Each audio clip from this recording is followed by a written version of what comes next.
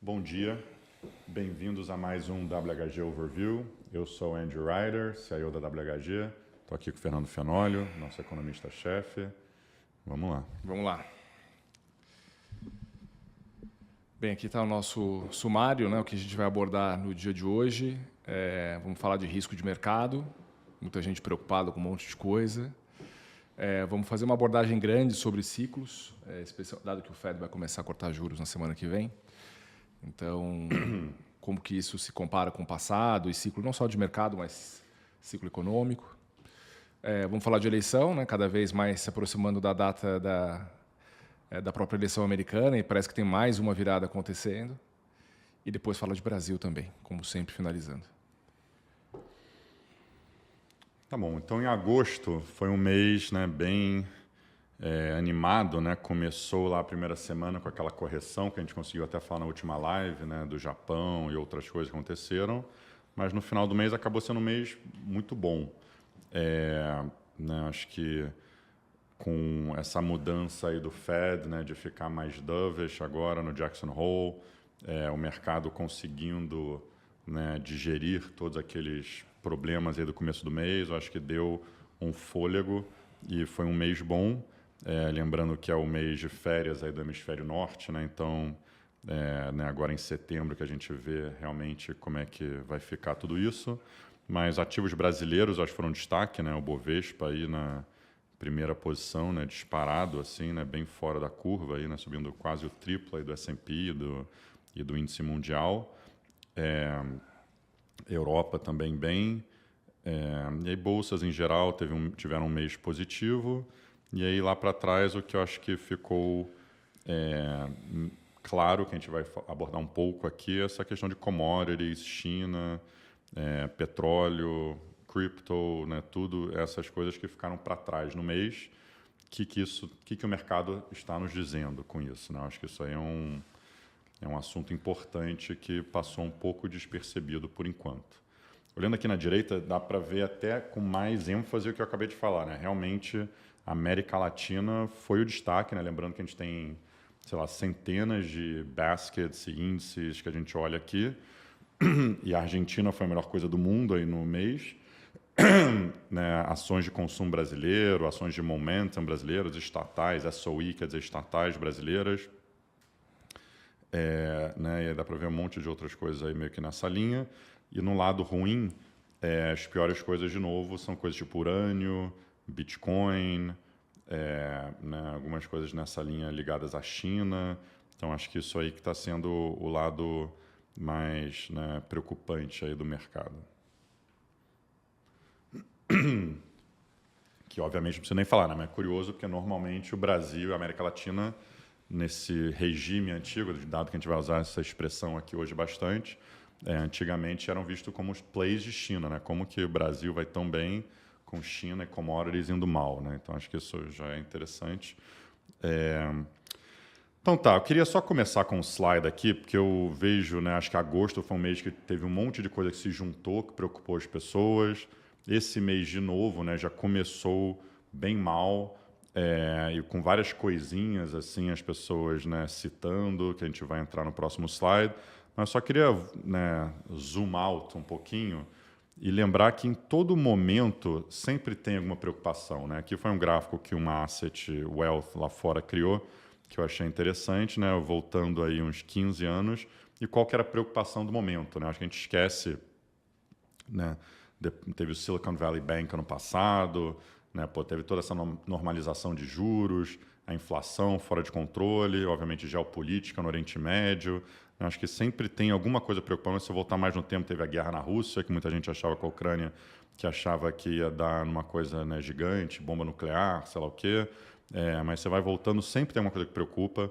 Aqui na direita é outra versão disso, isso é da Merrill Lynch, Bank of America, que qual que é a preocupação principal daquele mês, a gente faz uma vez por trimestre, isso aqui já está rodando há 15 anos, e o que é a preocupação principal do mercado. Ele faz uma pesquisa, né, com gestores no mundo inteiro, e dá para ver, né, acho que voltando aqui no tempo, o que as pessoas estavam preocupadas desde a época da crise europeia, né, fiscal cliff nos Estados Unidos, China lá em 2015, né, a eleição do Trump, aí depois o trade war, aí obviamente Covid, e aí depois a gente entrou nesse período de normalização que a gente tem falado desde o final de 21, que é, poxa, a inflação ou política monetária, ele meio que juntou essas duas coisas, e tem alguns momentos, né, tipo guerra da Ucrânia, ou né, guerra no Oriente Médio, ou Silicon Valley Bank, que saiu um pouco disso, mas nos últimos, sei lá, 3 anos, agora completando, a coisa principal tem sido essa normalização. Acho que agora a gente virou essa chavinha para medo de recessão nos Estados Unidos de fato, né? Já tinha aparecido em alguns momentos, mas acho que agora a inflação é uma preocupação que não é mais a coisa principal, nem juros subindo, obviamente, né? Então, o que é preocupação? Acho que no próximo slide fica mais claro. Aqui é meio que um zoom dessa mesma pesquisa, né, junho, julho e agosto. Aqui a gente bota não só o número 1, mas, né, sei lá, 6 coisas, e dá para ver qual que é a preocupação. É realmente recessão nos Estados Unidos, é a coisa que agora virou o ponto principal, enquanto a inflação alta caiu bastante, né, esse conflito geopolítico se manteve aí num segundo lugar, evento de crédito, AI, né, e eleição, uma coisa que é menor, preocupa, mas não está no mesmo nível dessa recessão nos Estados Unidos, que agora virou o fator dominante. Mas acho que além disso, aqui em setembro, a gente só fez uma listinha aqui de coisas que todo dia tem uma coisa nova, né? Ah, sazonalidade. Nem deu para fazer slide sobre cada um desses assuntos, mas a gente vai entrar no que a gente acha que é o principal. Né? Sazonalidade, setembro tem sido um mês pior para a Bolsa no mundo inteiro. Né? Obviamente, a Lehman foi em setembro, 11 de setembro, lá, né, o ataque terrorista nos Estados Unidos foi em setembro também. Então, isso distorce um pouquinho, né, os fundos quant que gostam de olhar essas coisas. Mas não sei, para mim isso não me preocupa muito, que depois você vai olhar a sazonalidade outubro, novembro, dezembro é muito boa. Então, sei lá, até quando que o mercado vai tradar isso, se isso é relevante, mas claramente, semana passada, acho que isso foi um dos assuntos, assim, que, né, voltando de férias, e agosto tendo sido um mês tão bom, e com essas preocupações ainda no subconsciente das pessoas, né? Que bom que o mercado conseguiu, né, voltar desse carry trade unwind, todas as coisas que a gente mencionou no mês passado, mas nada foi resolvido. Né? Então, é natural digerir um pouquinho, né, entrando, né, nesse mês. Eu juntaria essa sazonalidade, eu juntaria esse assunto com as conferências voltando aí, né? Tipo, a gente que olha mais equities lá fora, né? Agora é o auge do ano de conferência, está tendo, né, as maiores conferências do ano de financials, healthcare, industrials, consumo, tecnologia, e tudo ao mesmo tempo. Então, quem estava voltando lá de férias depois de ter um agosto positivo, bem positivo na Bolsa, que a gente mostrou, falou, quer saber?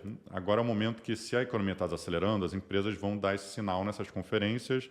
Então, vamos tirar um pé um pouquinho do acelerador, e com, né, essa sazonalidade ruim, já os fundos quant também estão vendo isso. Acho que não teve nenhum comprador, né, nessa situação marginal, então acho que por isso que teve essa correção. Segundo assunto, que é um dos prediletos aí do Fenólio, né, essa questão da curva de juros nos Estados Unidos. A gente fez alguns slides aqui para discutir mais esse assunto, que é quando o Fed começa a cortar, normalmente a bolsa cai. A gente vai entrar mais no detalhe, mesma coisa, ou parecido, o yield curve, todo mundo fala, né? Você olha o 2 anos e o 10 anos, né? O formato da curva nos Estados Unidos, quando ela desinverte, ela estava invertida por muito tempo aqui, porque o Fed estava aumentando muito os juros, mas agora, com ele tendo expectativa de corte, ela começou a desinverter. Então, semana passada foi a primeira vez que ela está desinvertida desde 2022, e isso, quando você olha historicamente, também né, o sinal que a recessão está próxima. Então, né, isso é uma preocupação. A atividade econômica, que a gente falou, né, já é a coisa principal, essa recessão nos Estados Unidos, né, será que os dados estão virando? Eleições nos Estados Unidos, tem muita incerteza, a gente vai falar mais disso. E sempre essa questão de valuation do S&P, AI é uma bolha ou não, etc. Então, essas são as preocupações. A gente botou aqui na direita, né, na verdade, sazonalidade, né, os próximos 3 meses depois são muito bons. Corte de juros, na verdade, se o Fed está cortando preventivamente, pode gerar um soft landing, então sempre a dúvida vai ser soft ou hard landing. A atividade econômica está desacelerando, mas ainda está muito boa nos Estados Unidos, né? Então, será que isso, né, pode ser um soft landing? Está ok. Eleições nos Estados Unidos pode acabar sendo um fator positivo para ativos de risco, né? Se o Trump ganhar, especialmente, aqui essa outra virada que a gente vai falar mais. E o valuation de AI Bubble, a gente falou na última live, né? Que a gente acha que está no estágio muito inicial, e realmente é uma coisa transformacional que vai durar anos, então e os resultados ainda estão sendo revisados para cima, etc. A gente vai entrar um pouco mais nisso também de novo. Boa. E vamos falar um pouco de Fed e economia americana. Eu acho que a gente está num momento super relevante aí do ciclo. Está tendo uma discussão grande a respeito da intensidade do corte de juros nos Estados Unidos. Esse foi talvez o tema principal da semana passada. Eu acho que está bem claro que o Fed vai cortar. A gente vai falar um pouquinho disso também no próximo slide. Mas antes disso, né, só passar aqui um panorama bem big picture da economia. Duas coisas que me chamaram a atenção especialmente na semana passada foram os números do mercado de trabalho americano. Dava para colocar vários slides aqui, vários gráficos, mas a gente acabou optando por esses dois da esquerda, que vem do JOLTS. Tá? Assim, a sensação que eu tenho no mercado de trabalho dos Estados Unidos é que a desaceleração está bem clara, né? E que, de certa forma, dá para pensar que o mercado de trabalho não está mais apertado quanto se imaginava. Tá? Aqui o gráfico, esse da esquerda, é o número de vagas em aberto pelo número de desempregados, né? No termo técnico, o vacancy pelo número de unemployment, só do setor privado.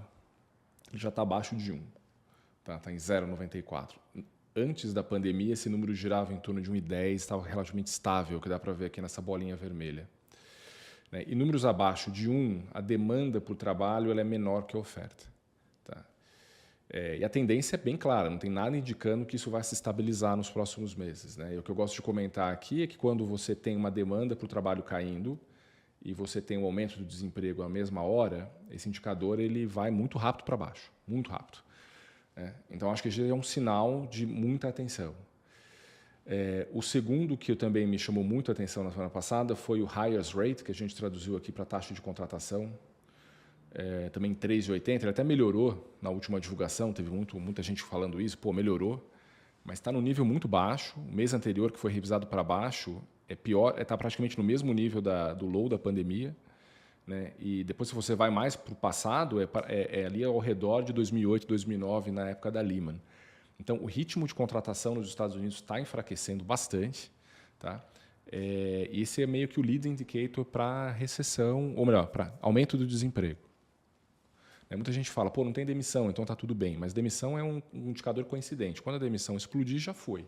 Né? O que é o antecedente? Isso é a contratação que está diminuindo, está num ritmo mais fraco. E a gente está vendo até nos dados do payroll, né? Você podia mostrar vários slides aqui. Um que está passando também bastante comentado é a contratação do setor privado, está em 100 mil ou abaixo de 100 mil nos últimos 3 meses, também é um nível historicamente muito baixo. Se você faz vários recortes também está muito fraco. Então, assim, quando você olha o mercado de trabalho, eu acho que o FED está um pouco brincando com fogo, né? Assim, parece que ainda está bom, dá para esperar um pouco, dá para ser um pouco gradual. Mas quando isso vira muito rápido e daí já vira recessão e daí toda a discussão se ele tem que ser proativo ou não. Do lado da inflação, a gente também está vendo uma normalidade, que é esse dado do Evercore ASI que a gente gosta, que é o poder de repasse de preço das empresas. Está basicamente voltando para o pré-pandemia. E quando você olha também o Core PCE nos últimos 3 meses anualizado, né, para tirar efeito base, está rodando em torno de 1,70. Se você projeta isso, vai para 2,10, que é mais ou menos o que oscilava antes da pandemia. Então, a inflação já dá um certo conforto para o Fed ser um pouco, talvez, comprar um seguro. Né? Comprar um seguro nesse momento e evitar que essa desaceleração mais profunda do mercado de trabalho se concretize. Diga, meu amigo. Não, só para complementar aqui, então acho que é isso, né? A gente decidiu falar mercado de trabalho e inflação. São as duas coisas que o Fed olha, né? Esse é o foco do Fed. E realmente a gente escolheu alguns indicadores que a gente achou que são os melhores, né? O Core PCE é o foco do Fed, né? Do jeito que ele olha aqui. E não é mais um problema, né? Então a gente vai falar um pouco depois, mas já queria introduzir essa ideia que a gente passou um período onde a inflação estava muito alta e a economia estava muito forte. Depois um período onde a economia ainda estava forte, a inflação estava caindo, mas ainda estava um pouco sticky. E agora acho que claramente a gente entrou em outro período que é, né, a inflação já está sob controle e o mercado de trabalho, que estava muito apertado, muito forte, já está menos apertado até do que ele estava antes da pandemia. Então, né, para o Fed não tem mais por que ter um juro restritivo, tão restritivo, e já deveria estar andando na direção de normalizar isso também. Sim.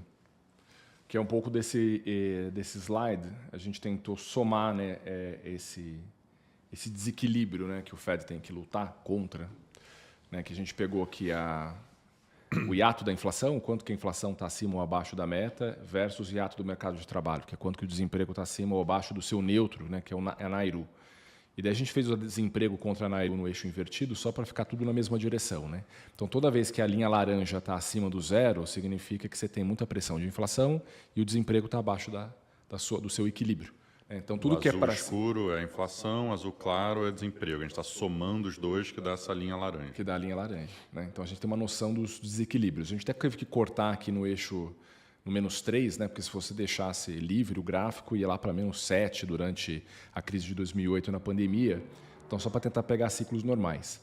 O ponto, quando a gente olha esse gráfico, é que o desequilíbrio que a gente está vendo agora, né, no auge, né, desse ciclo, foi o maior, né, em termos inflacionários, né, exigindo juros mais altos, né, mais do que 97, mais do que ali na virada do século passado para esse. Só que é interessante que na margem ele tem voltado bastante, né? E quando você vê na ponta, ele está praticamente... O número que está aqui é 0,20. Esse é a soma do desequilíbrio da economia nesse momento. Chegou acima de 2, na pandemia era em torno de 0,6. Então, é uma forma de você pensar a economia voltando para a sua neutralidade. Né? Eu acho que muita gente pode falar, pô, acima de zero ainda tem um desequilíbrio, tem que ter um juro alto, mas eu acho que abaixo de zero ele só chegou em recessão aqui, né? A gente vê as 4 recessões aí dos últimos 30 anos, sei lá, é quando ele ficou abaixo de zero, né? Então, ter um juro muito restritivo nesse momento, quando você está perto de zero e, né, abaixo da média da época normal, assim, da economia, vamos chamar assim, que não teve recessão, né? Parece que é muito baixo, esse muito perto baixo. de zero. E a tendência é muito clara para baixo. Você pode furar isso, não tem nada que indique que vai estabilizar. Exatamente. E daí você pega o hiato dos juros embaixo, que é o juro real contra o neutro, você está num nível ainda acima de 2 pontos, né? Que é historicamente alto. Então, esse é o ponto. Você está com a economia meio que no equilíbrio, o juro muito acima do equilíbrio, então você tem que cortar rápido os juros. Eu acho que essa é a prescrição de política econômica nesse momento. Tem toda a discussão do 25-50, o Fed falou, vou cortar, isso está bem claro, mas é importante, eu acho, a sinalização se é 25 ou 50 agora, porque 25 parece que o Fed ainda está bem confortável com a situação ou está muito reativo, né? A gente conversa com muita gente do mercado, lê muita gente e fala, pô, mas ainda o Fed só corta bastante em recessão, ou só corta em crise. Mas daí ele está reativo, né? Acho que um Banco Central tem que ser, de certa forma, proativo também para evitar uma situação como essa, porque se ele é muito reativo, daqui a pouco a gente vai estar falando de juro em 2, 1, 0, e daí aquela confusão toda que a gente já conviveu antes da pandemia. Tá? Então, acho que cortar 50 é importante. Tá? Eu acho que passa um sinal bom para o mercado de que ele vai tentar sustentar essa atividade e reforçar o soft landing. O 25... Talvez, né? Tem que lembrar que a próxima reunião é só depois da eleição americana, então é daqui 2 meses. Daí pode ser too late. E aqui a gente colocou as assimetrias, né, dos regimes de juros, como o Fed foi mudando a sua narrativa. Então, no regime 1, que a gente cunhou aqui de janeiro 22 a junho 23, como o Fed era bem hawkish, né, ele falava, pô, a simetria é para cima, né, se eu subir pouco pode ser insuficiente para debelar a inflação. Eu peguei um quote aqui do Jackson Hole de 22, que ele dizia, né, foi emblemático esse Jackson Hole, onde ele falava, olha, eu vou ser curto e grosso, eu vou subir juros se precisar. E vou subir bastante. Né? Naquela época a inflação estava em 5% anualizado, o desemprego em 3,5%, nossa métrica de desequilíbrio estava no auge. Daí, a partir de julho a maio desse ano, julho 23 a maio 24, ele ficou mais simétrico, ele falou, olha, os riscos são para os dois lados, né? O risco de fazer muito, juro pode, né, levar a uma recessão, o risco de fazer pouco pode deixar a inflação ancorada num patamar alto. Então, já estava mudando ali a sua narrativa, os números mostram como a economia estava reequilibrando e agora está com uma assimetria dovish, né? Ele colocou a última vez aqui que o risco para a inflação diminuiu e que o risco para baixo do desemprego aumentou e chegou a hora de cortar juros, né? Eu acho que o Powell está muito mais no campo dos 50, o ponto é saber se ele consegue carregar o comitê inteiro com ele ou não, né? Se ele vai ser meio Greenspan, que carregava o comitê inteiro, ou se ele vai tentar ser um cara mais consensual e daí vai tentar entregar um 25 dovish e daí vamos ver se o mercado engole isso de maneira suave ou não, né? Falar, pô, esse cara está behind the curve mesmo, está atrasado, e daí a gente vai ter que viver com as consequências disso até a próxima reunião. Acho que é isso mesmo, ficou claro. Acho que a gente teve essas 3 fases aí, né? Acho que a gente chamou de... Né, ele claramente falava, né, esse risks are two-sided, que ele fala, no simétrico, é quando ele finalmente chegou num ponto, está balanceado, né? Tem o risco de fazer muito ou o risco de fazer pouco. Então, putz, vou fazer nada, basicamente, é onde ele ficou meio sem fazer nada. Estava no finalzinho do ciclo e até agora, né? Acho que antes ele estava nessa, tipo, pô, o risco é fazer muito pouco e não aumentar juros o suficiente, a economia estava muito aquecida, né? Se ele aumentasse pouco, podia desancorar a inflação. Se ele aumentasse muito rápido, não é que a economia ia entrar numa recessão tão rápido assim, porque está muito forte. Agora, ao contrário, né? Se ele demorar muito para cortar, o bear case que eu não botei naquela página, que é o bear case que mais me preocupa, mas acho que é para uma live daqui a 2 ou 3 meses, é se ele cortar e a economia não tiver nenhuma reação, né? Mas aí é uma discussão para depois, a gente discute, mas eu acho que do mesmo jeito que ele foi aumentando os juros e demorou para a economia, né, desaquecer, não está claro para mim que até se ele cortar 50 e 50, isso vai ter um impacto tão grande na economia, mas aí a gente é um problema para a gente ver depois, assim, né? Não é para hoje. Mas acho que é isso que ele está pensando, por isso que ele deveria começar mais forte. Comprar o seguro, né? Exato. Eu começo e você completa aqui. Então, acho que esse é o grande debate aqui do mercado, né? Onde que a gente está no ciclo, como é que se compara com os últimos ciclos, qual o regime que a gente está, tanto para as pessoas de equities quanto pessoas de juros, de moeda. E eu acho que a gente não gosta muito dessas regras de bolsa, a gente já falou várias vezes no overview aqui. Nesses últimos, 4 anos tem sido um ciclo totalmente atípico, né? Que quando você olha o histórico te atrapalhou. Dito isso, dado que todo mundo está olhando dessa forma, no mínimo a gente quis entrar um pouco mais na granularidade, o que isso quer dizer quando... Né, então, os 2 argumentos. Né, na esquerda tem um argumento, que eu acho que o Michael Hartnett tem feito muito, da Merrill, que é quando você quer ficar bullish até o Fed começar a cortar. Quando o Fed começar a cortar é quando você quer vender tudo e pular fora. Que é um pouco contraintuitivo, né? Normalmente ser cortado deveria ser bom, né? Mas... o fato é que, normalmente, quando o Fed corta, a economia está entrando numa recessão. E na direita, é um pouco dessa ideia da curva que estava invertida, né? Então, quer dizer que o 10 anos estava abaixo do 2 anos, e agora isso começou a mudar, porque o 2 anos começou a precificar um monte de corte, e o 10 anos, né, fechou menos. Então, agora, finalmente virou positivo. Você quer desenhar aqui na direita para eles verem o que eu estou falando? Ficou zero. Se 0 agora está literalmente no zero, mas semana passada, né, piscou acima. Depende do dia que você pegar essa marcação. Mas muita gente está falando, pô, isso também normalmente quer dizer que a gente está entrando numa recessão. Então, essas 2 coisas ao mesmo tempo, né, tipo, são grandes sinais históricos que a economia está entrando numa recessão.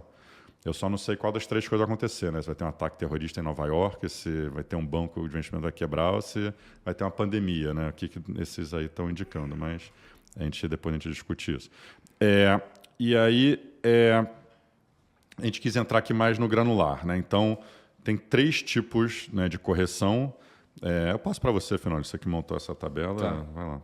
Isso aqui o Harnett montou, né? E a gente só meio que reorganizou ela, porque entre os ativos. Mas foi um trabalho super legal, por isso que a gente trouxe aqui. Então, ele dividiu assim, o primeiro corte do Fed em 3 regimes, né? Ele corta em situações em que gerou-se um soft landing. Então, ele fala foi 84, 95 e 19, né, que está aqui no lado esquerdo da tabela. E o que aconteceu? Teve recessão? Não, por isso que foi um soft landing, que é a discussão agora. Então, se a gente assumir que os cortes que começam semana que vem geram soft landing e se a história ela serve para alguma coisa, a gente olha aqui a dinâmica do S&P ao longo do tempo. Depois que ele cortou o juro, dá para olhar aqui, ó, que a bolsa americana subiu, né? Subiu na média de 2,7% em 3 meses, 10% depois de 6 meses do primeiro corte. Se o corte gerou um soft landing, se o mercado se convenceu disso, é um soft landing, é para lá que a gente vai. Então, por isso que é tão importante esse corte da semana que vem, né? Qual a sinalização que ele vai dar?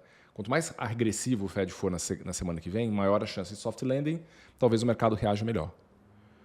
Você tem outro tipo de corte, que a gente chamou de correção, ele chamou de credit crisis, enfim, pode cunhar da maneira, mas é quando tem um choque no sistema. Então foi 87, né, com aquele Black Monday, ou o LTCM de 98. Né? Teve uma crise financeira, vamos dizer assim, curta, o Fed teve que reagir rapidamente e essa reação levou também a uma valorização da Bolsa. Subiu em torno de 15% 3 meses depois, 20% 6 meses depois. Acho que essa coluna aqui, recessão, não. E também não foi recessão. Eu acho que fica, né, isso aí já dá a resposta aqui, porque tem muita coisa na tabela. É isso aí. Ou seja, se o corte de juros foi suficiente para evitar uma recessão, a Bolsa sobe. É isso que a história me diz. Agora, tem os hard landings, onde houve recessão, né, que tem as datações da recessão aqui embaixo. Então, são 8 exemplos, com exceção de um, ou melhor, 2, em que normalmente, se você tem corte de juros com hard landing, a Bolsa cai 6% na média 3 meses depois, 3% na média 6 meses depois. Tá? Quedas grandes, às vezes. Tá? 2001 foram quedas de 18% e 8%. Né? Aqui tem Housing Bubble, que ele começou, o primeiro corte foi em dezembro de 2007, então parece que não caiu muito, mas a crise para valer foi só em 2008. Agora, onde não teve recessão, que chamou a atenção nessa tabela, né? Quer dizer, teve uma recessão, mas a Bolsa não caiu. Foi 89. Está aqui. Ó. Né? Ele cortou 12 meses antes da recessão, ele tentou ser preventivo e a Bolsa não caiu. Subiu 9% 3 meses depois, 9% 6 meses depois.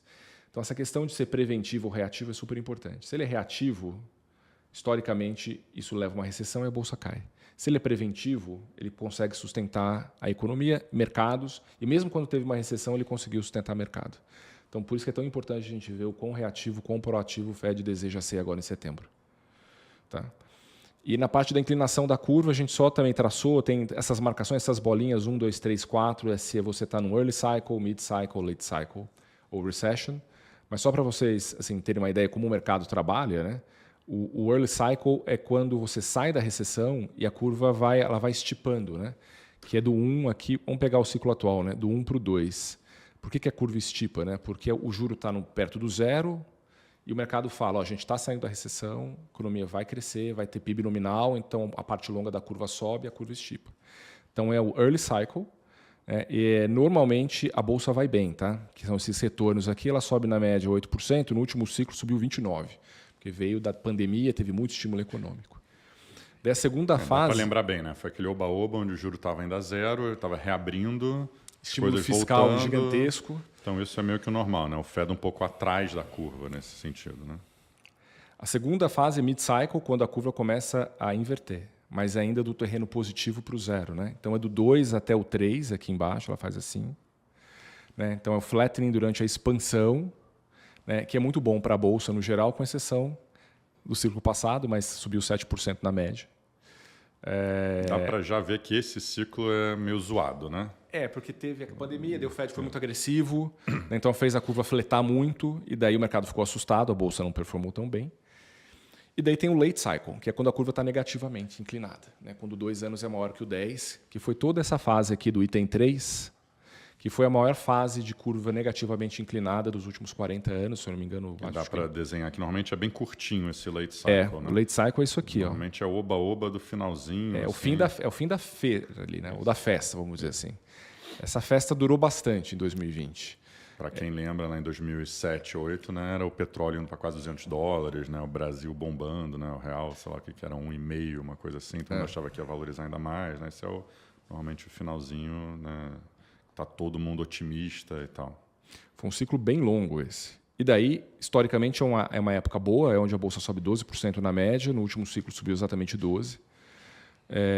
E agora é a grande pergunta, né? Quando você passa de volta para o terreno positivo, inclinando a curva, é o steepening pré-recessão, que historicamente é ruim para a Bolsa, com exceção aqui dos anos da década dos anos 80 até 90. Mas é a grande pergunta, né? A gente vai para a recessão, que historicamente aconteceu, ou o Fed vai conseguir esticar esse ciclo e a gente vai ficar com uma curva meio no 0 a 0, meio invertida por mais tempo, né? E daí conseguindo sustentar uma valorização de preço de ativo por mais tempo. Então, por isso que é um ponto tão importante se a gente está passando por uma mudança estrutural nas relações e correlações de mercado, né? Entender se varar para o positivo com muita força, talvez a gente vá repetir a história e daí o mercado vai querer precificar uma recessão. Se ele conseguir ficar flutuando em torno do zero, uma hora está positivo, uma hora está negativo, o Fed está conseguindo esticar esse ciclo e daí esse late cycle pode durar mais tempo e é uma fase positiva para a Bolsa, porque vai virar soft landing e a gente vai voltar para esse caminho aqui, esse histórico aqui de 84, 95 2019. Só 2 pontos. Acho que 1, 2, 3, 4. Aí, né? Lembrem desses nomes que a gente vai entrar mais no detalhe, versão de equities e tal. E aí o segundo ponto que eu fiz uma piadinha, mas é sério, né? Acho que esse 3 aí que é muito curto, né? Que você desenhou as viradinhas. Lembra que, né? Que é o cachorro abanando... Como é que é? O rabo abanando o cachorro. O rabo abanando o cachorro. Né, o que é o quê? Né? Será que é o Fed que cortou os juros, entrou em recessão, a curva que inverteu entrou em recessão, ou teve algum evento que nem 11 de setembro, Lehman e Covid, que fez essas coisas acontecerem. Né? Então, acho que isso que sei lá, para mim é meio óbvio, né, que nesses 3 eventos tiveram uma coisa exógena muito importante que aconteceu, que gerou uma recessão, e aí o Fed teve que reagir e cortou os juros para caramba, e até, né, conseguir virar o barco, assim, né? Acho que e já dá para ver que esse 2020 nessa tabelinha ali que você desenhou, né, dado que o mid-cycle normalmente é a melhor parte, essa vez a gente caiu, né? Então lá em 2022 era o nosso mid-cycle e foi quando a bolsa foi mal. Então já mostra que esse ciclo é totalmente meio que diferente dos últimos, porque a pandemia e todo esse fiscal e juro zero e agora o juro mais restritivo, né? Isso aqui está distorcendo muito um ciclo normal, assim. E agora que versão bolsa, né?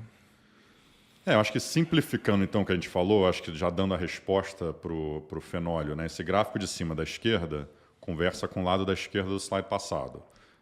Desde o primeiro corte do Fed, o S&P vai bem ou vai mal? Depende se tem recessão ou não tem recessão. Já mostrou isso no passado em outro overview, né? Com uma recessão, o S&P cai.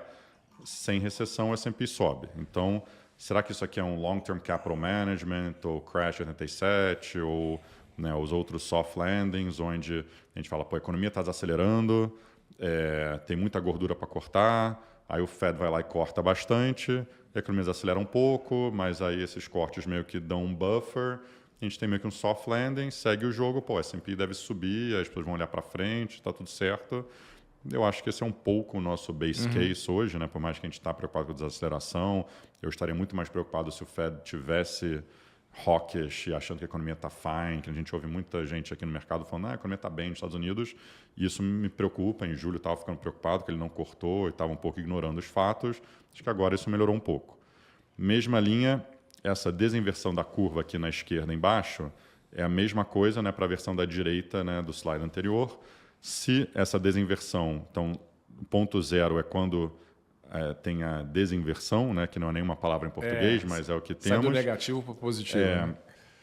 E aí, né, a linha azul clara é se não tem uma recessão, o mercado sobe, se tem uma recessão, o mercado cai. Então, acho que é a mesma resposta, são 2 óticas diferentes de olhar a coisa. Então, acho que esse é o primeiro ponto. Para a gente, né, no final das contas, é meio simples a conclusão.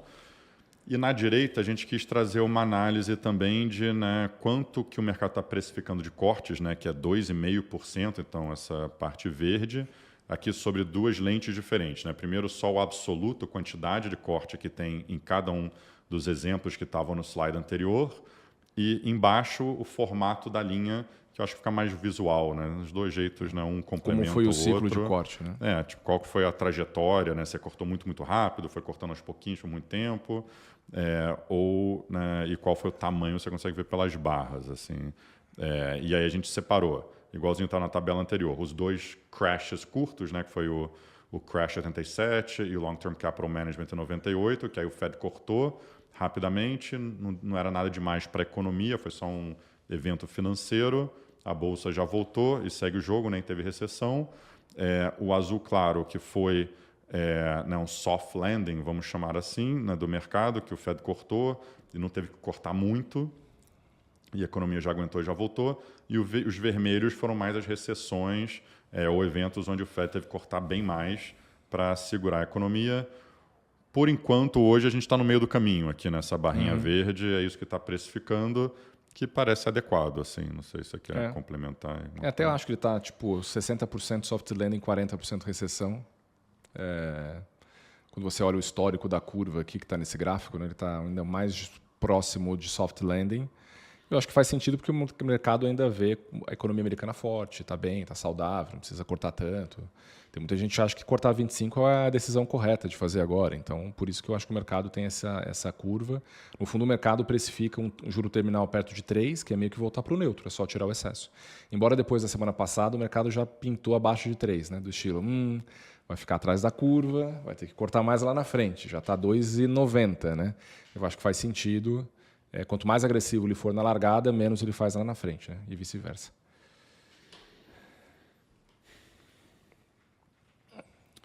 E aqui é um pouco traduzindo para equities e um pouquinho de asset allocation, o que a gente estava falando antes. Né?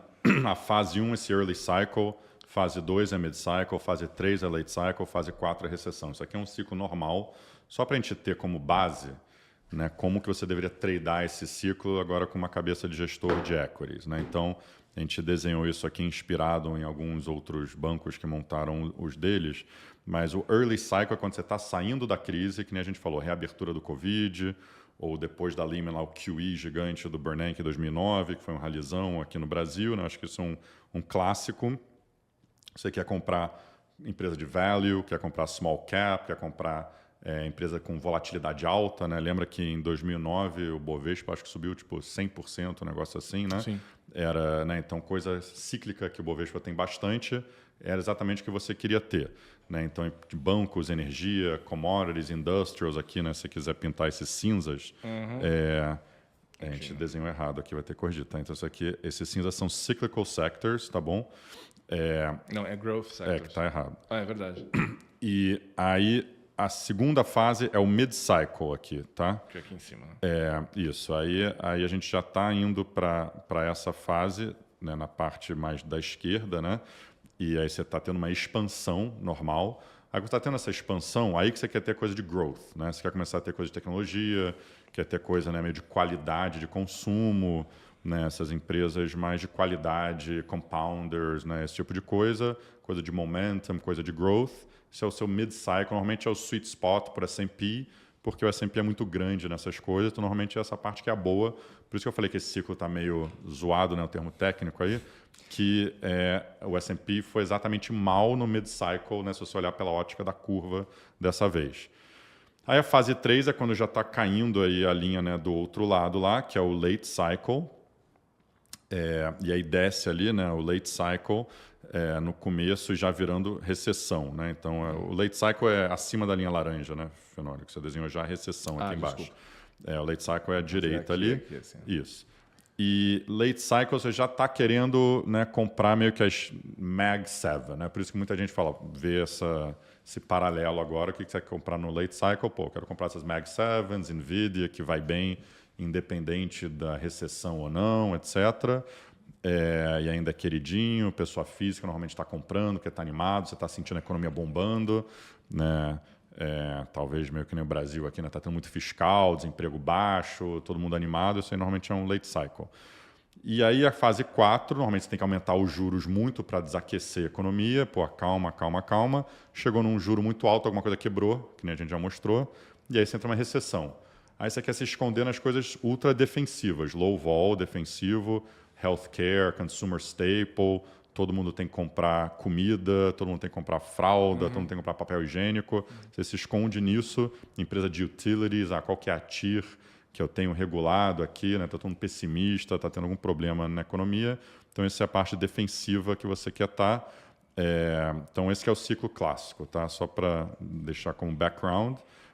E aí pegamos aqui os ciclos parecidos com o que o Fenólio acabou de escrever e olhamos aqui por setor, né, e no S&P como um todo, né, olhando, tipo, tem aqui na direita, então, né, desde 1990 teve os ciclos de cortes, teve aquele último corte até a primeira alta e teve ciclo de alta e dá para ver que o S&P, né, vai bem, normalmente quando você chega no último corte, que a gente falou, o primeiro corte normalmente aqui a economia já está virando, o último corte é quando a economia já está começando a bombar demais e o Fed fala, opa, já deu. Então, normalmente, essa é a melhor parte para o S&P. Russell é o índice de small cap também. Então, né, também vai muito bem. E dá para ver aqui, né, por exemplo, tecnologia vai bem, né, consumo vai bem nesse período. Na parte do ciclo de corte, normalmente a economia está indo mal, então energia vai mal, tech vai mal, consumer staples e healthcare que vai bem. E no ciclo de alta, normalmente a economia está muito bem, está aumentando os juros para tentar acalmar um pouco a economia, que ela está muito forte. E aí, né, essas coisas mais cíclicas e queridinhas realmente vão bem. É um pouco esse o resumo. E aí dá para ver por né, evento, cada um diferente ciclo de aqui, corte, cada né? ciclo foi um pouco diferente. Eu acho que, né, de novo, volta ao ponto que a gente estava falando, se é hard landing ou soft landing. Nos soft landings, que são os mais de cima aqui, você vê que tem mais verde. Nos hard landings, você vê que tem mais vermelho e também a distribuição, coisa mais cíclica, vai pior no hard landing, né, e coisa mais defensiva vai muito bem nesses soft landings. Então é um pouco isso que o mercado está tradando. A gente viu as empresas de low vol, né, por exemplo, a empresa de tabaco está subindo sem parar, a empresa de comida está subindo aqui nos últimos meses, que as pessoas estão exatamente olhando esse playbook, estão com medo que a economia está acelerando, por isso que a gente está no campo, né, de Fed deveria estar cortando 50 mesmo e sendo mais proativo, que o mercado está com esse medo, né, está super nervoso, é um pouco isso. Traduzindo isso, último gráfico aqui do slide, para um pouco asset allocation, né? Nessa versão de early cycle, mid cycle, late cycle recession.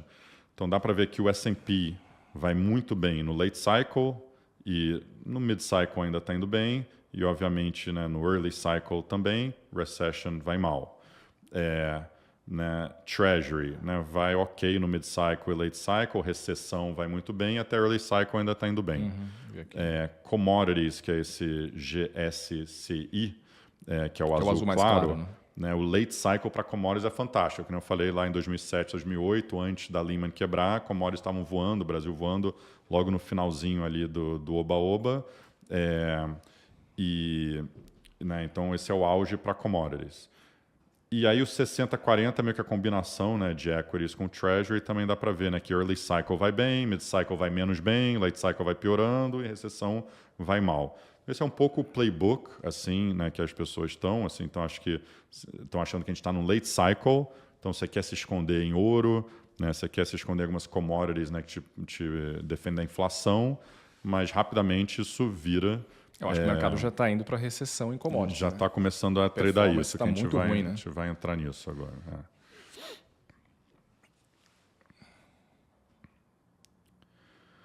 Tá, aí a mesma coisa, só que versão aqui né, de inflação, né, que eu acho que é o que o Fenoli já estava dando spoiler aqui. Eu acho que depende do regime de inflação, né? E aí cada um, a gente está mostrando aqui meio que o cardápio e cada um que estiver assistindo a gente escolhe onde você acha que a gente está e, né, queremos ajudar vocês, mas a gente vai dar a nossa opinião também.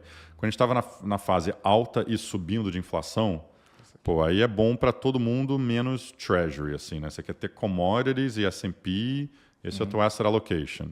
Foi 2022, né? Treasury foi dizimado. Isso, exato. 23 também. 23 eu acho que seria mais isso, né? Tá alto e ainda tá forte. Aí talvez 23 já é esse alto e caindo, né? Aí você quer ter S&P ainda é bom, commodities ainda é super bom, especialmente ouro, e a Treasury, né, vai pior que elas. Aí quando a inflação tá baixa e caindo, né, aí você não quer ter ouro, não quer ter commodities, Treasury começa a ir melhor e o S&P ainda está ok porque a inflação está caindo. E o 60-40 vai bem, né? E o 60-40 vai bem. Quando está baixa e subindo, né, todo mundo vai mais ou menos ok. Assim, e commodities, exceto ouro, né, excluindo ouro, as outras commodities, mas tem a ver com atividade, vão mal. Então eu acho que a gente está nessa fase de baixa e caindo, assim, né? Por mais que eu acho que tem muita gente olhando para o Fed vai cortar juros, normalmente isso é early cycle, é inflacionário, lembra um pouco o QE, sei lá o quê, mas eu acho que a gente está numa fase que a economia está desacelerando, o Fed vai cortar juros, mas a inflação ainda vai continuar sob controle. E eu acho que é por isso que, né, que o Fenoli já ia falar, né? Eu acho que commodities estão indo meio mal nesse mundo, que a gente mostrou mês passado, né? Foi meio que o ponto fraco, que não é o que você quer ter nesse momento. Então, commodities era o que você queria ter quando você estava preocupado com a inflação. Tem muita gente achando, o Fed vai cortar 50, a economia está muito forte, a inflação vai voltar a subir. Então, sim, se você acredita nisso, compre em commodities. A gente não acredita nisso, então, né, eu acho que esse é o ponto principal aqui, que realmente né, isso pode ser o ativo que né, vai atrapalhar aqui os portfólios depois de tantos anos agora de inflação alta, você querendo se proteger disso, esse asset allocation, né, migrando treasury horroroso. De repente a treasury é uma coisa boa para você ter no portfólio de novo, né, renda fixa e tal. Acho que esse gráfico do meio também do UBS a gente gostou, que deixa bem claro, né? Porque tem toda essa correlação de bonds com equities que a gente já trouxe em outras lives, que inverteu e agora está voltando para o normal. Eu acho que isso aqui simplifica, assim, só pensar bonds e equities, pô, quando vai bem, quando vai mal, depende do regime de inflação que você está. Se você está num regime de inflação que, né, a inflação está acima de 2,5, estão preocupados que a inflação está perdendo controle, aí realmente você quer ter ativos reais, quer ter commodities e não quer ter treasury. A gente está num período que a inflação já está normalizando e está baixa, você está com medo, na verdade, de ter uma recessão e deflação, aí você quer ter treasury e não quer ter commodities. Eu acho que a gente está mais nesse momento do que no anterior. Bonds voltam a ser um diversificador de risco, né? Acho que é isso. O que não foi 2022 e 2023. Ele caía até mais que a bolsa, que a mais gente que a bolsa. mostrou, tipo, né, no período de inflação, a última coisa que você quer ter é bonds. Tem pouco upside e um downside parecido com bolsa. Né? Isso. E aqui na direita, eu acho que só para estar muito na moda falar de ouro aqui esse ano, as pessoas nem sabem por que o ouro está subindo ou não mais, né? Já entrou em tanta narrativa, pô, era geopolítica, era inflação, né? A guerra no Oriente Médio, a guerra meio que acaba, ou sei lá, diminui, e o ouro está lá. Aí a inflação virou e o ouro está lá, então tipo, Banco tem Central que ter comprando ouro porque eu estou bearish com, nem sei porquê, né? Estou bearish com sazonalidade e compra ouro. Então, tipo, umas coisas assim, né? Que Panaceia. E beleza. E a gente só quis trazer, e essas mesmas pessoas falam que o S&P está uma bolha, subiu demais, e não. Pô, o S&P em gold terms, a gente teve uma reunião emblemática, foi o primeiro dia na Verde lá, né, um cara que a gente gostava, falava muita coisa inteligente, né, lá de JP Morgan, né, tinha essa tese que saindo da Lehman, você pode ver aqui de 2009 até 2013, o S&P subiu exatamente em linha com o ouro. E basicamente, o que isso estava falando para ele naquele momento, né? Que era só QE, era tudo artificial. Até esqueci de falar no bear case, umas coisas que depois eu falo se tiver tempo. Era tudo artificial lá de QE, né? Liquidez no mundo e tal. Então o S&P estava só subindo porque tinha muito dinheiro de graça no mundo e não tinha nada de fundamento. Esse que era a tese, lá 2009 a 2013. Aí, de repente, né? Ele teve esse rally de 2013 em diante, né? Ele acabou saindo do banco, né? Que errou esse call. Né, o S&P dobrou, mais do que dobrou versus o ouro, porque teve fundamento, basicamente. Eu acho que até, né, gostei desse framework dele. É uma coisa que a gente manteve em mente muito, assim, pô, tudo bem, quando a economia está indo bem, né, e as empresas estão entregando, teve a revolução do iPhone, tudo isso, né, a gente viu o S&P indo muito bem por uma década e quase, enquanto o ouro ficou de lado e até caiu. Então a gente botou esses períodos. O ouro caiu 20%, enquanto o S&P subiu 75%. Aí, nos últimos 5, 6 anos, o S&P subiu 100% e o ouro também subiu 100%. Claro que teve muita volta, teve Covid, foi e voltou, né? Mas acho que na média dá para ver, e nos últimos 3 anos também está bem parecido aqui, né? O ratio aqui, né, do preço do S&P. Curiosamente, o preço do S&P era idêntico ao ouro, né? Depois da Lehman, 1:1, e agora está mais ou menos 2:1, né? Então, e está meio parado nesse 2:1 faz um tempo. Então, por mais que a gente teve todo esse negócio de Mag 7, fiscal, tarará, o ouro subiu em linha com o S&P. E a gente está entrando numa fase que a inflação é baixa, a economia está desacelerando e tal, e se tiver um soft landing, parece que esse ratio aqui está meio errado, na minha opinião, e né, talvez você está pagando muito. E o que aconteceu na prática, que fez o ouro subir tanto, são esses bancos centrais, principalmente a China, né, diversificando reserva, traumatizada aí com essa guerra da Rússia, Ucrânia e tal. E isso que está distorcendo, na nossa opinião, o ouro, que também acaba distorcendo essa ideia de ativos reais, né? As pessoas ainda estão com medo de inflação. A gente tem medo que, se ficar claro que o Fed consegue cortar e a inflação não volta, talvez não é o momento para ter esses ativos. Boa. Tem mais um aqui, depois dá uma acelerada aí para a gente... Tá bom, vamos lá. Só falar rapidamente aqui, faltou alguns ganchinhos aqui de S&P, né? Então a gente está vendo esses cíclicos contra defensivos caindo muito. Então isso já é um sinal do playbook que a gente falou aí, né, várias vezes. A gente viu esse gráfico de difusão de revisão de lucro em coisas cíclicas, tipo capital goods, que é industrials, cíclicos de consumo, né, que é coisa mais de varejo e tal, e semicondutor, se você excluir os que são expostos a AI, está tudo meio que virando na margem aqui, enquanto os AI winners ainda continuam forte. Na direita, lá em cima, você consegue ver, a gente trouxe na última live esse conceito de Tech Plus e X-Tech Plus, é mais ou menos metade do S&P em cada campo, e o resultado de NVIDIA foi muito forte, a revisão de lucro para cima continuou, até o buy-side, que tinha números acima do que, né, que o consenso tem, também revisaram para cima. NVIDIA agora está abaixo de 20 vezes PI 2025. Então, né, a gente acha que esse boom está continuando aqui, o fundamento. Claro que tem muito, né, barulho em volta disso. E o resultado de lucro, na revisão, continua sendo negativa para o resto do mercado. A dúvida é se o Fed cortando vai virar um pouco esse jogo. Mas eu acho que aqui embaixo a gente mostrou, né, que a surpresa no lucro positiva está diminuindo, né? Então você também tem que forçar a barra um pouco para ficar meio pessimista nisso, né? Que a surpresa estava sendo muito, muito agressiva, agora continua surpreendendo para cima, mas um pouco menos que estava antes. Então será que isso é o suficiente para estourar essa bolha de AI, um pouco o bear case? Mas que nem eu falei, eu acho que o valuation, né, já está razoável de várias empresas e tal, porque, né, revisou tanto o lucro para cima, e mesmo a ideia que as maiores empresas de tecnologia, a surpresa foi menor do que o esperado, e dá para ver aqui meio que, né, especialmente focado em Google, Microsoft e NVIDIA aqui. E vamos falar de eleição e Brasil. Eleição em São Paulo? Não. Eleição nos Estados Unidos. A gente deixa para a próxima. Não, acho que a gente tem comentado aqui mensalmente sobre a eleição, fazendo atualização, né? E realmente essa eleição está muito volátil em termos de evolução das coisas. Então, acho que na semana passada, no mês passado, a gente mostrou a melhora da Kamala Harris nas pesquisas, etc. E de um tempo para cá, essas pesquisas voltaram em dois aspectos, né? Primeiro que ela continua liderando, embora ela parou de melhorar. Essa é uma informação. O Trump tem se recuperado. Essa é uma informação. Mas o que chamou mais atenção é que, apesar da liderança dela, a probabilidade de vitória do Trump subiu muito, especialmente nos últimos 15 dias. Que aqui o gráfico de baixo do Nate Silver, ele tem um modelo de eleição, né, que ele considera N coisas, não só a pesquisa.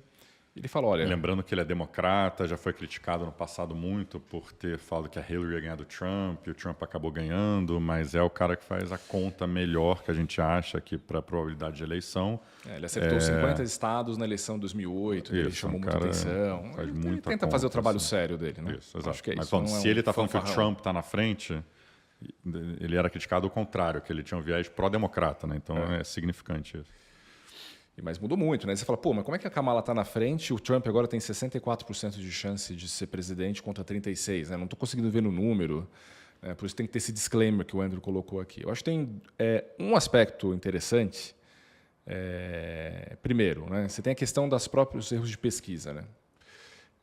A gente até citou isso recentemente e trouxe aqui alguns gráficos a respeito, né? Esse aqui é o mais simples deles, né? Que foi publicado pela Pew Research, que mostra como nas últimas eleições as pesquisas têm superestimado a margem democrata, né, de 2 a 4 pontos. Tá? E mesmo historicamente, se você olhar, tem muito mais barrinha azul do que barrinha vermelha. Né? As barrinhas vermelhas são lá no passado, na margem, as eleições têm um viés, as pesquisas têm acabado gerando um viés pró-democrata. O Nate Silver escreveu um textão sobre isso aí, sei lá, há mais ou menos uns 10 dias. E desse textão, você pega a conclusão, daí ele fala, se a gente colocar R$100 na mesa para apostar se o Trump vai estar melhor ou pior que nas pesquisas, eu acho que eu apostaria que ele vai superar as pesquisas de novo. Então, acho que esse é um ponto importante. Tá? Esse viés, todo mundo está falando, se errou nas duas últimas, por que corrigiu agora? Eu não vou ter tempo de falar todos os motivos de por que as pesquisas erraram, se corrigiram ou não. Acho que elas estão tentando corrigir, mas tem uma questão de a resposta... Você posta nas mídias sociais depois, né? Quem sabe? Não sei qual, mas enfim. Tem isso, assim, eu acho que algumas coisas melhoraram de 2016 para cá, mas algumas correções ainda não conseguiram ser feitas em plenitude. Então dá para suspeitar que ainda tem um viés democrata na pesquisa. Agora, o que o Andrew fala, mas apesar disso o mercado não está reagindo tanto, né? É muito porque ainda quando você pega no polymarket, sim, o mercado acredita que não vai ter sweep, né? O Trump vai ganhar, o mercado acredita, mas o Congresso vai ter pelo menos o House democrata. e daí vai bloquear ele, de certa forma, vai atrapalhar um pouco a vida do Trump. E quando a Câmara estava na frente, o mercado achava que ia ter o Senado republicano. Então Você olha essa linha cinza que é o Congresso dividido, está 50% meio parado. Teve virada da virada, desvirada, desinversão da virada. E ainda assim o Congresso dividido está meio 50%, que é isso que importa para o mercado. Se isso mudar depois do debate, o que eu ia falar. aí acho que o mercado começa a precificar a coisa. Hoje é importante o debate, 10 da noite aqui de São Paulo. Enfim, a gente sabe que o último debate foi bem importante. Se vier a ser novamente, pode mudar essa probabilidade do Congresso dividido, daí o mercado vai começar a precificar um governo republicano, não só um Trump presidente. Tá? Então, acho que a gente queria explicar isso, e daí só um pouquinho mais um detalhe da pesquisa. Se você olha os swing states, né, e pega as pesquisas como elas são hoje, né, parece que a Câmara está na frente, né, em praticamente todos os swing states, então você fala, pô, ela vai ganhar, tá tranquilo, né? Você pega aqui os cenários para a Câmara, né, Wisconsin, Michigan, Nevada, Pensilvânia, ela está na frente, então ela consegue esses estados e ganha. Só que quando você leva em consideração o erro de pesquisa, que aconteceu em 2016 e 2020, os erros de pesquisa foram muito grandes. Né? Um exemplo que eu gosto de colocar é o Wisconsin. Né? São 6 a 7 pontos a mais de votos para o Trump em relação à pesquisa na véspera. Tá? Em todos os estados a gente viu isso. Né? No Rust Belt, em torno de 4 a 5 pontos pró-Trump. Né? Nos estados mais Georgia, Arizona, um pouco menos, mas ainda um viés pró-Trump. Se você corrige a pesquisa de agora por esse viés, que é só uma suposição, né? Ele está na frente em todos os estados. Né? A gente pegou a média do viés de 2016, 2020, né? Então esse Wisconsin 6,1% e 7,3%. A média dos dois somou então esse 2,2% que está falando que a Kamala Harris tem a vantagem. Na verdade, se você ajustar por isso, ela vai perder por, sei lá, 4,5%, um negócio assim. Exato. Então aí, né, se você somava esses 3 estados, ela ia ganhar, na verdade os 3 ela vai perder. Isso. Né? Seria a ideia. Então, por isso que muito dessa regra de bolso, a Kamala tem que ter 4 a 5 pontos a mais na pesquisa nacional para estar competitiva no swing state. Como a diferença está estreitando no nacional, e a última pesquisa do Trump na New York Times, ele saiu na frente, então o modelo Nate Silver explodiu. Eu falei, se o Trump está na frente no nacional, então no swing state está muito na frente. Então, por isso que a chance de vitória é maior. E você pega no poly market, né, por swing state, ele tá, assim, a probabilidade que o mercado atribui para cada estado é de 55% a 65% de vitória do Trump. Ela vai perder em todos. Né? Exato. Talvez too much aqui, mas mostra que os odds estão contra ela. E é por isso que o debate hoje é importante. Hoje, há 3 semanas, falavam-se que o debate, será que ela vai, não precisa, está liderando? Hoje não, é um debate que ela tem que ganhar. Ela tem que mostrar que ela é capaz de derrotar o Trump, de ser presidenciável, de convencer a população que ela pode ser presidente. Se ela fizer hoje, se for um empate, o empate é pró-Trump. Isso que me parece, né? É isso que a gente tem que olhar hoje. E vamos falar de Brasil aqui para encerrar. Bem, eu acho que está, assim, muito se fala de Brasil sobre economia forte. Realmente o último PIB foi muito surpreendente. Cresceu 1,4% na margem, que em termos americanos seria quase 6% anualizado. É uma economia que está bombando. Então, a gente pegou aqui essa métrica que o Andrew gosta de ver, né, que é o PIB total e o PIB ex-agro, porque em 2023 o PIB foi muito forte, cresceu quase 3%, porque a agricultura foi muito forte no Brasil, a colheita foi muito legal e ajudou muito no PIB, deu mais de 1 ponto de contribuição. Daí você tira a agricultura, o PIB ano passado cresceu 2,2%, que é levemente acima do potencial. Só que em 2024, a agricultura está contribuindo negativamente para o PIB. Então, assim, essa aceleração... E ainda assim está crescendo 3%. E está crescendo 3%. Então, o PIB ex-agro está bombando. Então, a nossa conta, a gente tem 3% para esse ano de PIB geral, mas o PIB ex-agricultura está crescendo 4%. Né? Que isso é o dobro do potencial. Isso é insustentável ao longo do tempo. Alguma coisa vai acabar, né, assim, alguma outra variável econômica vai acabar refletindo isso. A gente já falou várias vezes que o fiscal é super importante, é o que está por trás muito dessa aceleração. O monetário também. Ele começou a cortar juros lá em agosto de 2023. E agora a gente já está vendo reflexos também na atividade econômica, principalmente do lado do crédito. Então tem 2 impulsos ao mesmo tempo, monetário e fiscal. E aqui a gente colocou um pouco do gráfico do fiscal aí que você pediu, se você quiser comentar com as suas... ou quer que eu fale, mas é meio que a gente colocou a despesa total do governo, então tem juros aqui na conta. Tá? Então é a despesa primária mais do governo, está crescendo a 25%, é 25% do PIB. Né? É o tamanho do cheque do governo, assim, seja para as pessoas porque é saúde, educação, benefício social ou é juros. Né? A receita líquida, o Haddad está lá lutando para conseguir mais arrecadação, mas ela está basicamente 18% do PIB, meio estável, talvez suba um pouquinho mais. Né? E a linha de assistência social é uma crescente ao longo do tempo, e naturalmente isso vai consumindo mais do orçamento. Tá? O que se traduz num déficit nominal, né, que a gente tem visto esses gráficos, o Poder 360 às vezes divulga em reais, né, que dá R$1 trilhão de déficit nominal. A gente está falando de um déficit nominal de 9,2% do PIB, né, que é basicamente igual o que a gente viu no pior momento da Dilma, né, pior que isso só na pandemia, mas teve razões para tal. Né? Então, com uma economia crescendo 4%. Então, é o mesmo drama que os americanos vivem, uma economia que cresce muito. A gente mostrou isso na live ano passado, né? Esse déficit nominal no auge da economia, e no auge do ciclo, imagina numa recessão, quando a gente aumentar juros para tentar trazer esse PIB, né, para o nível certo, ou tiver algum choque e tal. Isso aqui vai ser um desastre. Né? Então... Isso aí a coisa vai ficar bem pior, você pode voltar a ter déficit de 12%, 13%. A gente já fez uma live com essas contas. Então, é um caso bem parecido com o americano. Mas essas linhas aqui em cima assustam, né? Que você falou para eu comentar um pouco, né? Foi uma conversa que eu tive, né, com o Luiz Stuberger lá, que ele estava falando um pouco esses números, assim, falou, pô, impressionante mesmo, né? Você olha, essa receita líquida está meio de lado, né? Há, sei lá, 10, 20 anos, e a despesa total só aumenta. A gente não vai conseguir chegar nesse número nem perto, né? E essa Previdência e Assistência Social... Só cresce. Sei lá, cresceu uns 50% aí na última década, com a receita meio parada, né? Já tá convergindo essas linhas, né? Antigamente era, sei lá, 7 de Previdência e Assistência Social para 18 de receita líquida. Agora está 11 para 18, né? Então, como é que a gente consegue fazer as outras coisas? Não dá. Então, o total lá está aumentando, a matemática começa a ficar meio complicada e esse déficit nominal muito alto, né? Então, como é que... Não sei, é basicamente uma foto boa na esquerda, o PIB está muito forte, mas por que o PIB está muito forte? A gente tem uma coisa insustentável aqui na direita, então essa foto está errada, né? Por isso que os ativos são baratos, porque não... Alguma hora isso vai ter que se consertar, por bem ou por mal.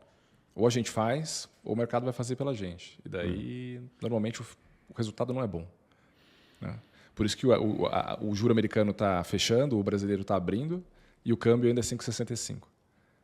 É exatamente isso. Né? Que é um pouco aqui, né? Essa questão da inflação, né? Eu acho que tem toda a discussão de juros no Brasil, que a gente também comentou, que poderia ter que subir juros, eu acho que está meio claro isso. Tem uma discussão sobre, vai subir, precisa subir? Tem muita gente no mercado que fala que não, que escreve texto aí dizendo talvez não. Tem gente que fala, mas vai subir por causa de credibilidade, vai ter troca de comando no BC. Então faz só um pouquinho, só para mostrar que eu posso apertar o botão, né? Mas não precisa.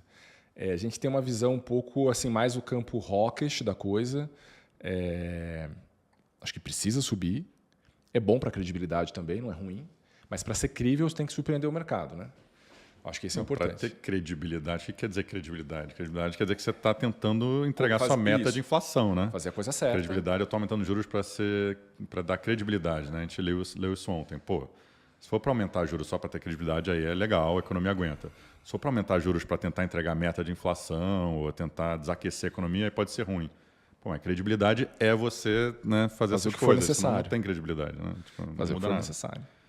Então, você olha, um PIB que está crescendo 2 vezes o potencial, você vê uma inflação que está hoje em 4,30 nos 12 meses. A gente gosta também de olhar os 3 meses anualizados, uma espécie de versão brasileira do que a gente faz para os Estados Unidos. Daí você pega a média dos núcleos em azul, está crescendo 4,5. Você pega serviço subjacente, né, que daí você tira... algumas coisas específicas ali, eu acho que é passagem aérea, dá 4,75. 5,75. 5,75 e 4,5. O teto da meta é 4,5. Tem o range, está aqui. Industrial subjacente, 2,70, mas não vai ter deflação na China para salvar a gente, não. Então precisa subir o juro. E não vai ter o câmbio, né? Muita gente achava que era o câmbio, a gente até pensou, se o câmbio foi para 5,20, dá uma mão, o Banco Central vai meio que empurrando com a barriga, mas o câmbio não está refletindo isso também, está em 5,70. E quando a gente olha o nosso heat map de atividade e inflação, aqui não precisa nem entrar no detalhe, é só ver o mapa, né? Ver a cor. Está ficando saindo do azul na inflação para o vermelho e na atividade está bem vermelho, especialmente no mercado de trabalho, mas está tudo vermelho. Então, assim, a economia está pedindo juros. Né? Tem que botar um pouco o pé no freio, tem que fazer esse ajuste. Tem toda essa discussão de 25,50, parece nos Estados Unidos, né? Eu diria que eu, particularmente, estou na ponta mais... assim, eu acho que o Fed tinha que dar 50 lá e o BC 50 aqui. Talvez eu erre as duas pontas. O cara dá 25 lá e 25 aqui. Mas eu acho que me parece que é isso que os fundamentos pedem, né? Os Estados Unidos está desacelerando, parece rápido demais, dá 50 de corte de juros. O Brasil está crescendo rápido demais, dê 50 de alta. Então, acho que isso seria o mais adequado para o mercado e para a economia. Tá? Então, a gente está mais nesse campo. Precisa subir porque precisa subir. Muito mais do que credibilidade. Né? E se der 50, eu acho que vai falar, poxa, os caras são sérios, o Galípolo foi indicado, vai fazer o que tem que ser feito. Né? Em setembro, não, agosto, ele estava falando da maneira correta, o mercado até reancorou, foi para 4, o câmbio foi para 5,40. O mercado estava meio contente com a oratória dele, mas depois as coisas meio que se confundiram aí com uma cacofonia de Banco Central falando, cada um falando uma coisa, aí o mercado se atrapalhou inteiro. Mas, de novo, né, eu acho que o 50 é o que o Brasil precisa nesse momento, pelo menos, para trazer o juro de volta a 12 ou um pouquinho mais. Legal. Só para fazer um comentário final, né, acho que pode tirar os slides aqui, né, que eu lembrei aqui que eu queria ter falado no começo. Né, acho que essa ideia aqui sempre tem os riscos de mercado, né, Fenólio? Acho que sempre todas as pessoas estão muito preocupadas. Eu estava lembrando com o Fenólio ontem aqui, né, quando a gente estava lá na Verde, 10 anos atrás, as coisas que as pessoas se preocupavam, assim, né? Pô, era esse estímulo QE infinito. O mercado, né, só né? subia porque era uma bolha era de só liquidez, você só tem que olhar o M2, nem olha fundamento, etc. Né? Pensavam que os Estados Unidos era uma economia onde as pessoas não poupavam, não tinha poupança nenhuma. Estava todo mundo quebrado, era né? tudo alavancado, tudo engenharia financeira. E era o chinês que estava produzindo tudo, os Estados Unidos não produzia mais nada. As pessoas mais talentosas americanas só que não trabalham no mercado financeiro, engenharia financeira e tal. No final, é assim que os impérios acabam. Né, eu acho que tinha, até falei para ele uma métrica legal, que eu me lembro na época, eles falavam, pô, o cara que se formava das melhores faculdades dos Estados Unidos, porcentagem que queria trabalhar no mercado financeiro estava no auge desde 1929, que foi também a época da crise, e que depois isso caiu, muita gente, né, foi ser engenheiro, sei lá o quê, a economia, né, voltou. E eu acho que, pô, você olha, o juro real era negativo, né? Então o juro era zero, tudo isso, então era tudo meio que inflado. O dia que a gente fosse normalizar essa economia, tudo ia explodir, tudo ia cair, e aí ia ter uma crise horrorosa, pior do que a Lehman. Né? Essa foi a narrativa por 10 anos.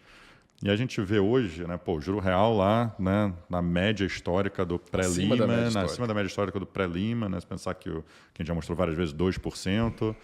Pô, as pessoas mais inteligentes estão ganhando mais dinheiro, estão lá trabalhando com AI na fronteira. Os Estados Unidos está na fronteira do próximo boom, né? E a China está ficando para trás. Né? Pô, tem muita poupança, até demais, assim, né? Que as pessoas tiveram. Então, acho que, pô, a maioria dos bear cases assim estão meio que endereçados. E as pessoas sempre querem, né, sempre tem alguma nova preocupação, mas acho que é meio que engraçado, né, que agora tipo, não, a economia está forte demais e pô, né, ou vai colapsar rápido, e tem umas coisas assim meio que, né, totalmente diferente. Eu acho que quando você está vivendo aquele momento, você vê uns detalhes assim, a curva inverteu, sei lá o quê, isso parece tão pequeno comparado com aquelas coisas existenciais que a gente tinha na época, né? Então, não sei, só pensando assim que pode ser um período onde tanto ações quanto treasury, a gente está talvez entrando num mundo meio normal. Estava vendo uma das pessoas que é muito respeitadas, assim, o Zervos ontem falando, né, de juros, que sempre foi crítico aos bancos centrais, né? Todo mundo, né, criticou o Powell muito nesse ciclo. Ele falou, pô, se o Powell conseguir cortar juros e entregar um soft landing, o cara vai entrar aí para ser um dos melhores banqueiros centrais da história, né? Então, acho que só vai perder para o Bernanke. Vamos ver. Fenólio vai ver quem que é banqueiro central bom de verdade em vez do Bernanke. Mas é isso. Queria só concluir com um pensamento. Aí a gente falou muita coisa hoje. Muito obrigado pela audiência de novo e a gente se vê próximo mês. É isso aí. Obrigado, gente.